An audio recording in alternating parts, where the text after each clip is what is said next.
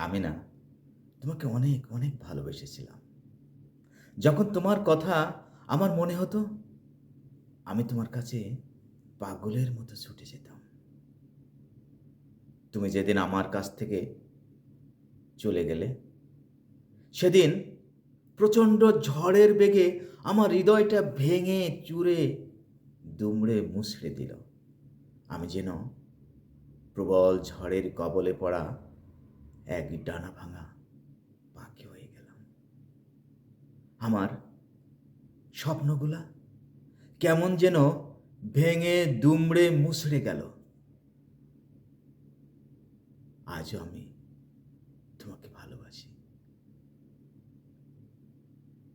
তোমার কথা যখন আমার মনে হয়, আমার চোখে জল চলে আসে।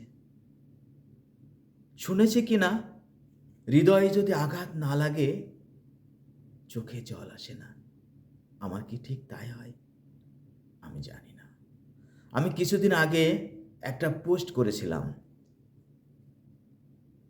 অর্থ, ভালোবাসা আর সম্মান।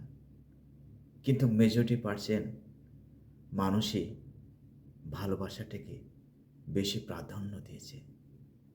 আসলে টাকা যদি চলে যায়, টাকা কিন্তু ফিরে পাওয়া যায়। ভালোবাসার মানুষটি যদি কখনো এই হৃদয় থেকে হারিয়ে যায়, সে আর ফিরে আসে না।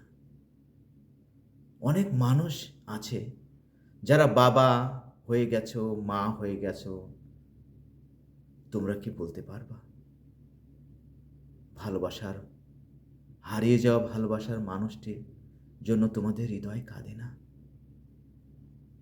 কখনো যদি তোমাদের সামনে পড়ে, তোমরা থমকে যাও না? অবাক হয়ে যাও না? তোমাদের হৃদয় এখনো কাঁদে না?